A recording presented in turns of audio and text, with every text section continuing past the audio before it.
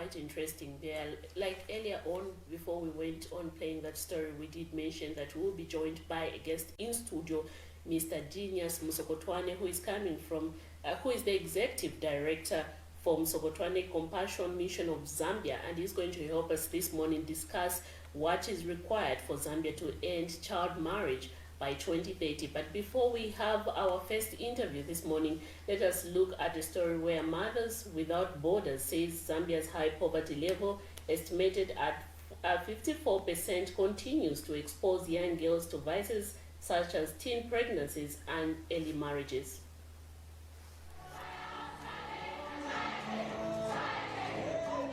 Mothers Without Borders have held the third annual Be That Girl conference aimed at creating change makers in society. The fun-packed event brought together accomplished women from various professions to motivate about 400 girls gathered in Lusaka on Saturday. Opening the event, Mother Without Borders Country Director Josephine Daka underscored the importance of motivating girls owing to social ills that are taking place in society.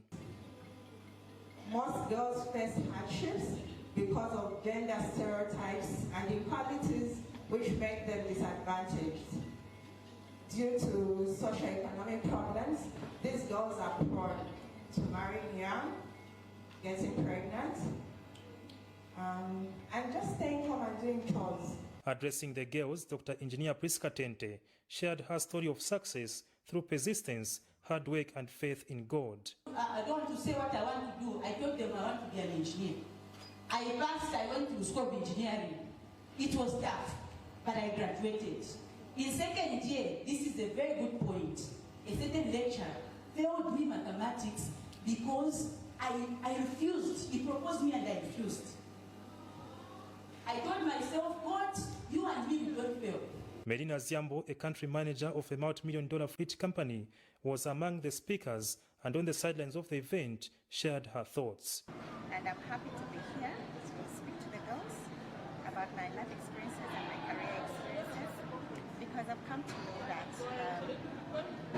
every girl needs somebody who can walk through life with them. And I think that arrangements like this one, at least someone picks up something that encourages them, that inspires them. Some of the girls who attended the event shared their views and expectations from the conference. Okay, with the way, the first thing is with the way I think, because back then I used to think as if girls only are made for the kitchen, this kind of stuff.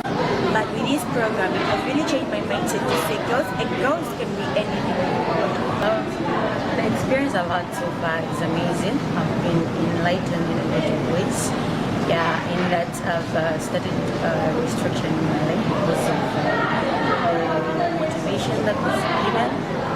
Yeah, and you expect a lot of change from me because from now on I'll put in more effort to what I'm pursuing in life. This year's event was held under the theme Resilient Extraordinary Girl. For CAMNET News, Afias Kaptula, Lusaka.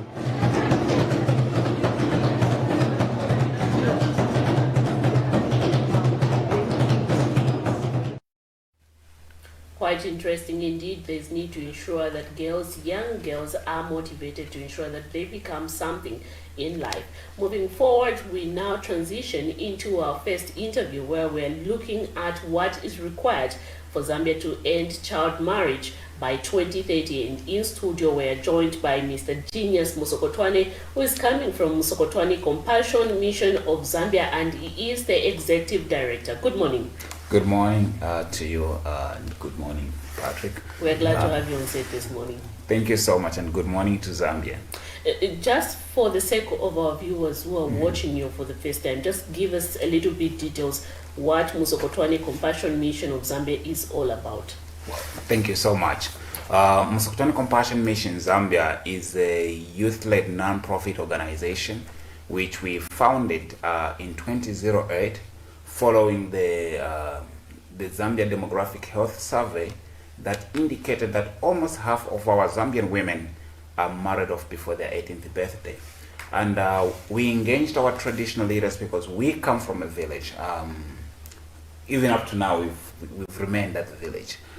We engaged our traditional leaders to find a local concept to respond to the current prevailing child marriage statistics that I've indicated as a contribution to the Zambian government's fight against child marriage, as well as having a platform where the traditional leaders, the young people, could actually ride on to fight child marriage. So that's how in 2008 we founded Musokotwane Compassion Mission Zambia, and we've been working in 4 thematic areas, which is advocacy. We've been so much in advocacy, campaigning against child marriage, and we've also have a thematic area which we call child protection. So in the child protection, this is where we retrieve, actually with our Royal Highnesses, we retrieve survivors or children that have experienced or are exposed to child marriage.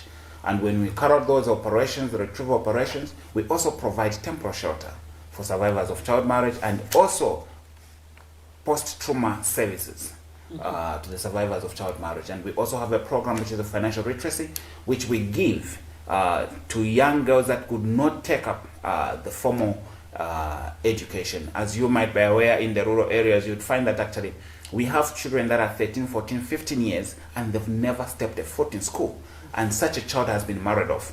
So we look at what kind of assistance do they look at, so do they need, sorry. So when we open the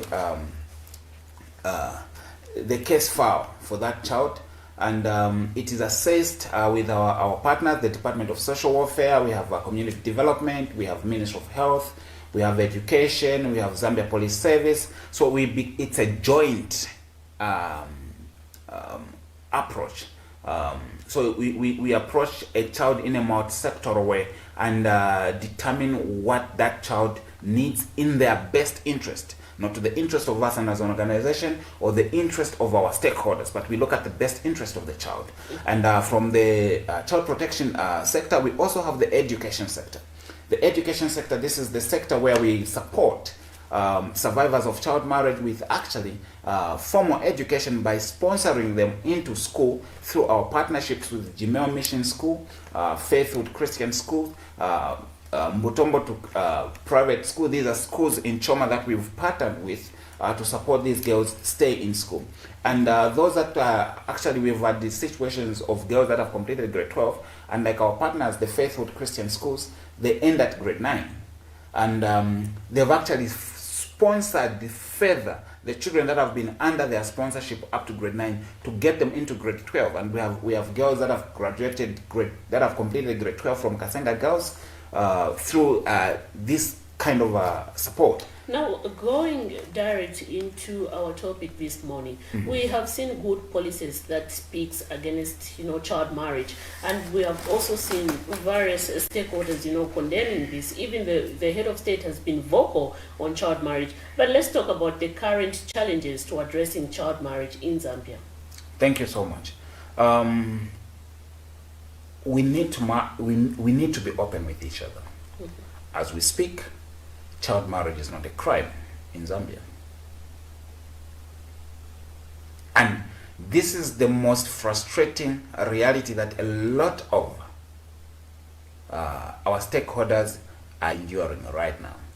You have a very good case. You pick up that case into with the police, NPA into court. And that case actually would die a natural death. Because we have two laws that are moving parallel. We have the statutory and the customary. So the customary provides that actually age is assessed by attaining puberty, the traditional benchmarks that they've put. Whereas statutory, we have the amended Constitution of 2016 describing a child as someone who's 18 years and below. Then we have the penal code whose benchmark for defilement is 16 years. So here we have a situation now where here is a 17-year-old who has been married under customary law. Lobola has been paid. And we go to retrieve that child from a child marriage arrangement. Once we retrieve that child, our partners from the Zambia Police who have the mandate to arrest, because we move as a multi-sector team. So the Zambia Police on our delegation who have the mandate to arrest, they arrest the perpetrator. And the prosecutions, they pick it up, they take it to court. When it reaches court, the argument will be that person has been having carnal knowledge of his legal wife. Why? Because lobola under customary law was paid. But we are looking at the child. And was it to the best interest of the child? The answer is no. And we've had a lot of cases actually go scot-free because of these lacunas within the provisions of the law and the failure for the Republic of Zambia actually to make child marriage a crime and also repeal the penal code. Because if we repeal the penal code, it will create the basis actually for the Child Code Act. It will create the basis for the constitutional amendment of 2016, which describes the child as someone who's 18, to directly now speak into the penal code and create convictions, successive cases of perpetrators of child marriage. And in the absence of this, definitely you would find that we are not going to achieve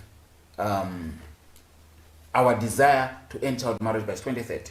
I'll tell you, someone might be arguing that there's actually the Education Act, which provides that marrying off a child learner, it's actually a jailable offense. So now, when we look at a child learner, who is a child learner? So already by the act putting a child learner categorizes what type of a child is being married off, it becomes an offense to the law. It's a child learner. So what happens to that one who dropped out of school at the age of 12, at the age of 13, at the age of 14? So that means that act does not cover them. Just recently, it was on TV in Kitwe, where actually a man of God was acquitted for having carnal knowledge with an 18-year-old girl. And the man of God said, actually they had done an agreement, and the woman accepted that an agreement. They went to the lodge on an agreed basis. And you know, funny enough, there is footage to back what I'm saying. Funny enough, the man even says that they've been in a relationship, a sexual relationship, for 3 years. So when you backdate that, it brings us to 16 years. Are you saying, huh? And the prosecutions could not secure a conviction for that man, despite the person that that man was sleeping with was 18. And by the amended constitution of 2016, that 18-year-old is a child and is not in a position to give informed decision. And any decision that is made by herself, it must be critically addressed by us who are in a position of making informed decision to see to it that it's in the best interest of the child. And you look at the man of God having carnal knowledge with an 18-year-old, it is not to the best interest of the child. That's taking advantage of the child. So when we bring laws that speak one language, then definitely we'll be driving a Zambia that has a clear vision on what it wants in regard to the case of child marriage. And what we want, if we look at the National Strategy on Ending Child Marriage, the 2014 National Strategy on Ending Child Marriage, we are clear about it. We know what we want as a country. But do we have provisions that gives us the legal mandate? But we have the Child Code Act now. So we have the child code, which has harmonized the definition of who a child is and fully prohibits child marriage. You know, one thing that is very painful, huh? We have the Child Code Act functional and in place. And 3 days ago, the state lost a case over an 18-year-old who was taken advantage, or a man of God who was having carnal knowledge with the 18-year-old. Talking about that story, first of all, maybe people may be wondering to say, which story are we talking about? I think we may have to recall that story. We played that clip where that man was testifying about his acquittal. Yeah. We had that story on Thursday last week, and it was part of the stories we covered where this man of God was acquitted. But however, I also want us to interact with our viewers who are watching us online. We have Wills Zaitun, who says good morning, and good morning to you too. And we also have Munkombwe Muleya, who says good morning. Good morning. Tell us where you are also watching us from, Munkombwe, and also give us your comment. We want to hear from you pertaining to our topic of discussion. Have you previewed to what is happening pertaining to child marriages? How is the situation in the community you are coming from? We want to hear from you, our dear viewers. We also have Chiwede saying, good morning, child marriage is a serious problem in Zambia. He gives us his perspective there, and indeed it is a serious problem. But that, on the story that you are mentioning, we are going to just play that story so that people can just get to hear the responses about the man of God who was actually testifying about the relationship with that minor at the time. And let's have a look at this particular story where the man of God was acquitted and he was justifying himself. Kuli mulungu na kuli bishop batu amene bali kala kuli mirira na mulungu pakulangiza chazoona na judgment yazoona, so ningoti mulungu alemekezeke ndivyo ningakambisha. Amen. Bati bazoona kuti mnamugwira uja mwana sinamugwire nibe time ogwira muntu pendiri pa ngakira ati anavomera. Yes, anavomera. Is there a relationship? Yes, relationship, very good relationship. Yes, how many years relationship? Inankala about 3 years so. Okay. Wakazi wa nsenzo iziba? Benze kuiziba ninkani amene zibika na madamu ninkani yo zibika. Izo zibika. Kambe so. Yeah. Basi mnamusta forgive na mzengo na namta forgive kudala. Namta forgive kudala vimashtika. Yeah. So manje relationship ngapitilize olo nasira kudala. Kubeve ninga kama pale this time because ninga so mind ya muntu monga according to events ana kalipa vanga kalipa mwini wake, then sininga zive but only God and na mwini wake mchiko kwa mchimo but kuli ile the problem. Manje ba papa why muma preaching akuti ni kungana na mkazi mmoja, why mwezi na wakazi babili? Si wakazi babili kupa kama malizo la mashitika mu nyumba, sometimes you can marry second wife. So mwanzo funa mkwatila the second wife? Yes. But muzafu no pitiliza na relationship yaka ena. Sini muzako ali this time around mana kamba kudala and the best success na eve and since the guys na eve, so what can I say? Why mfuna wa second wife? It's okay. Adibanja so. Why mfuna wa second wife? Mwena kambia kudala kulimaliza la mashitika manyumba sometimes. I mean mangalinge sekuti makote second wife. I don't think so, it's a sin. So wakazi wanu waliko kuno? Bali kunyumba Thank you very much for that clip, and we are glad that we have referenced what you were talking about. Yeah. An interesting story, but it is sad indeed that, for example, if cases are being lost at the court of law, then does that inspire others who want to report cases pertaining to gender-based violence?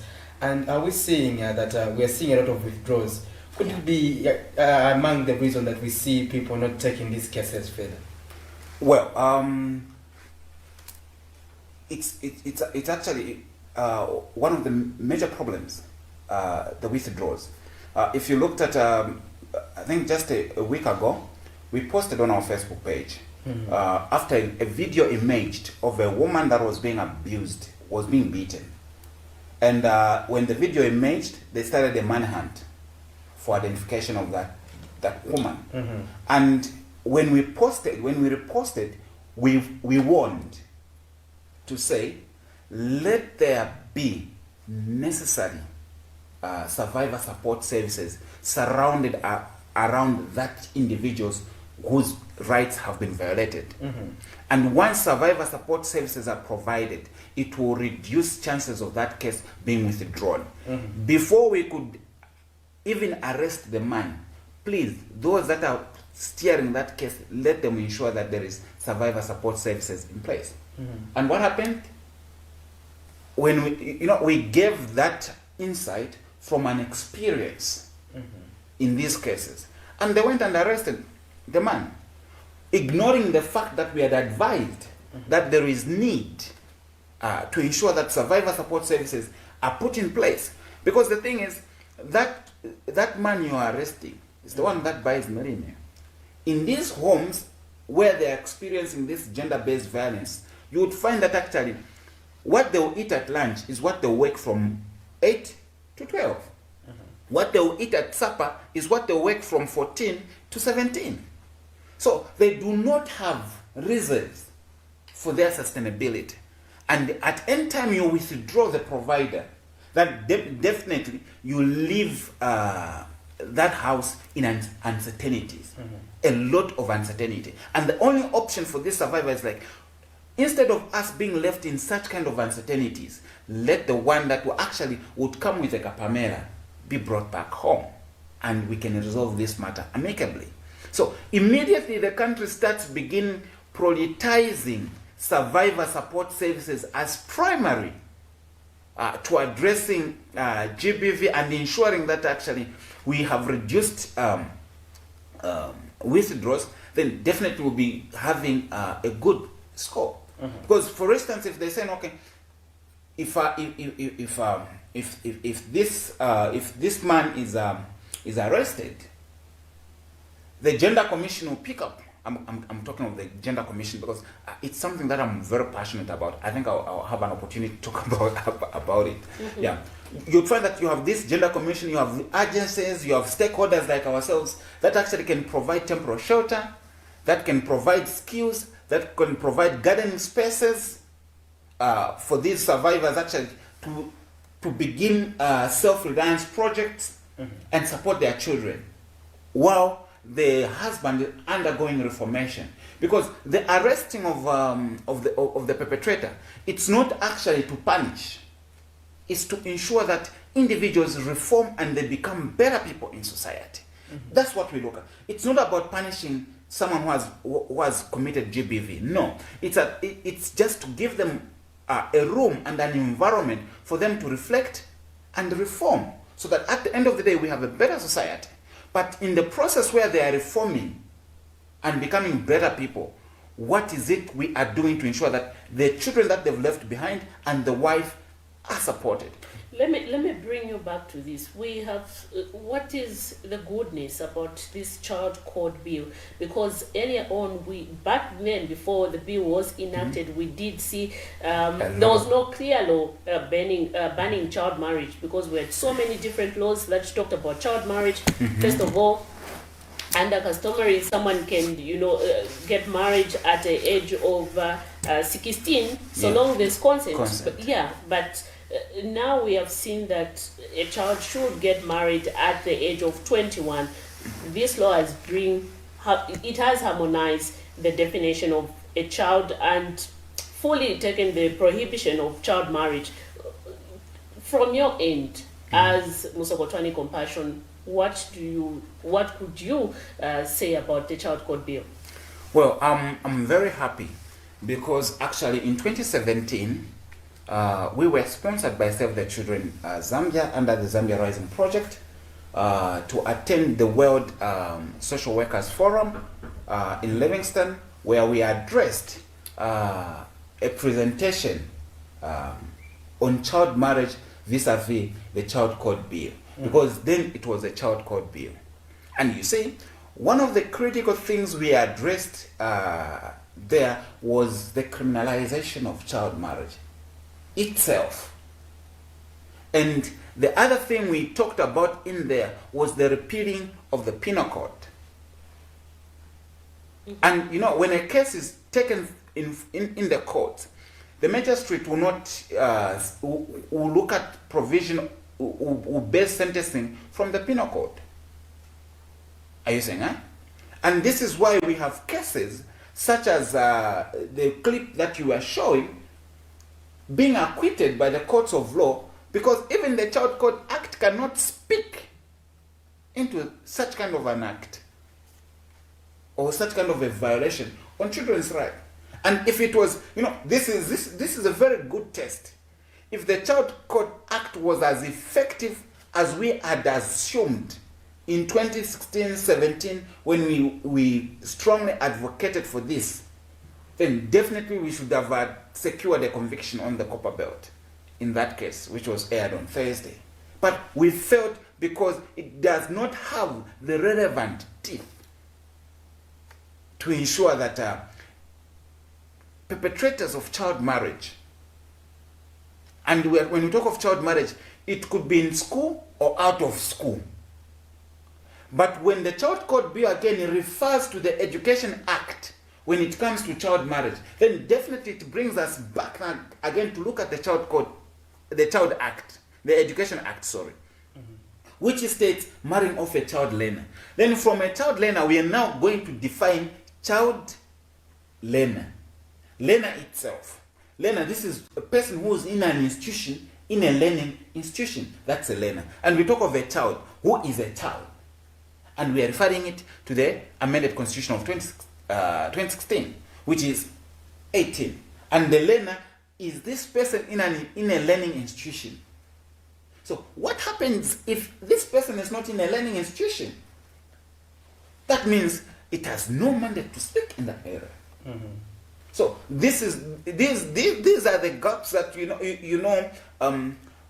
when we are talking about them at community level, on TV, in workshops, and when it comes to practical, because what happened in Kitwe, in that case, that was now practical. The Child Code Act being put to test. And actually, the perpetrator was acquitted. There was no offense. If the court acquits you, you've not committed an offense. And you cannot be tried on such on that offense again. Are you saying, huh? So this now opens up a debate to ourselves. What is it we have to do? We need to repeal the Penal Code, repeal the Child Code Act, and ensure that actually child marriage by itself, it's made a criminal offense in the Penal Code. So that he that marries a child at customary law, he that marries a child at statutory law, offends the law.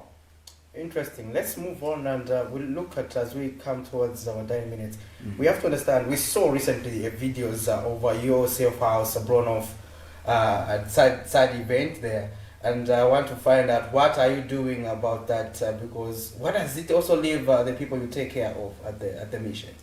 Well, thank you so much. The roof that was blown off actually has left our work with a lot of uncertainties. That was on Thursday last week. Wednesday last week, the Minister of Chiefs Affairs Department, as well as the Zambia Police Service Choma Central Office, they had a case of a child marriage that needed shelter. But unfortunately, we've voted shelter for survivors of child marriage. And they reached out to us. MCMZ, what do we do? We have this case. And fortunate enough, our partners, we have collaborating partners, Children's Nest Orphanage.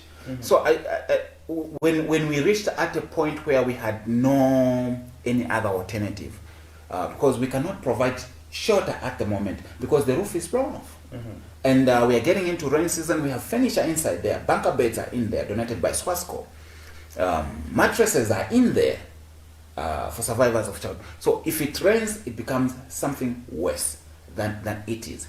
So we had to ask our friends from Children's Nest Orphanage, the executive director, and I want to say we are very grateful to Children's Nest Orphanage, despite them keeping young children. When we have a very critical case and we are out of being in a position to reach out, they come in to help. But you see, child marriage survivors are different from orphans. Are you seeing it? And when a child marriage survivor is withdrawn, we withdraw Miriam from a child marriage and put them in an orphanage. Already they are thinking, I'm not an orphan. Why am I being here?